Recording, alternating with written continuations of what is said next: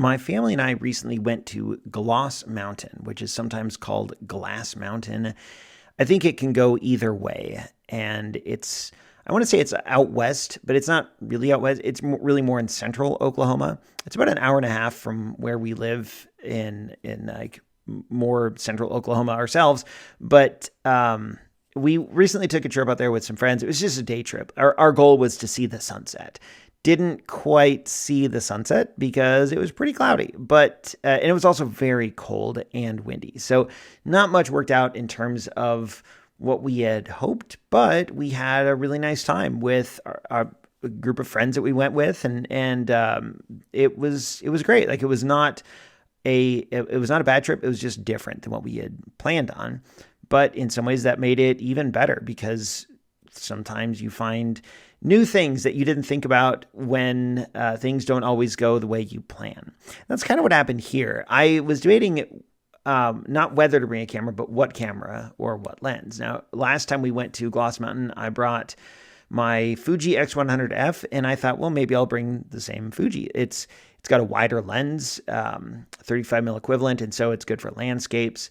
But instead, I thought, I'm going to bring my D750 and the 50 millimeter lens, like the good old classic weekly 50 lens, the one I've had for years.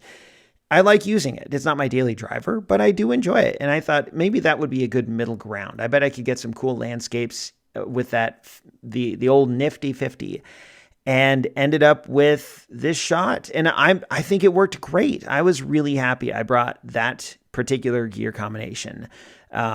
In this shot, you can see, I think it does a great job of capturing the vast scale of the scene. You've got that slope on the right-hand side that going from top left to kind of the center right, or the bottom center, bottom right of the frame. You've got the road going across. And so these things are providing a sense of scale and perspective, because we all know how big a road is, and that road in the picture is kind of small. And so it gives you a sense of how vast the scene is. And then in the background, you've got that other plateau. And then way in the background, there's more. There's what looks like a small lake. There's trees that dot the plains. And the clouds merge with the horizon it's almost like a blur, like they've been blurred together in Photoshop.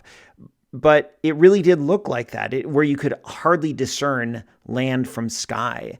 And it was this really cool scene. And I think the old 50 millimeter lens did a fine job of capturing it.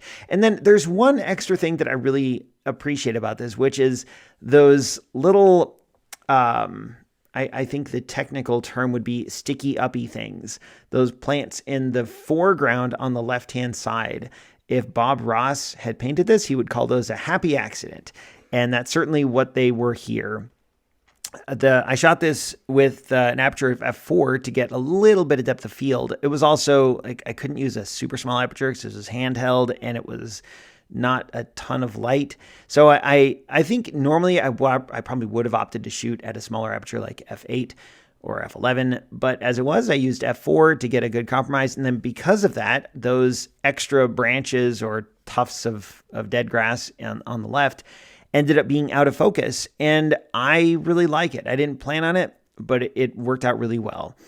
Also, when I shot this, I'm pretty sure, I could go back and look at the original, I'm pretty sure I underexposed because I didn't want to lose the highlights. And it's just kind of a small tip. That's like landscape 101. Anyone who shoots landscapes will tell you to it's better to underexpose and then bring up the shadows, because you don't want to blow out the highlights and you can't recover them later. So I would say pro tip, but I'm not a pro. So I would say amateur tip to anyone out there who's shooting landscapes. Yes, of course, like rely on your camera's light meter, but maybe underexpose, like dial your exposure compensation down by 1/2 stop or even a full stop.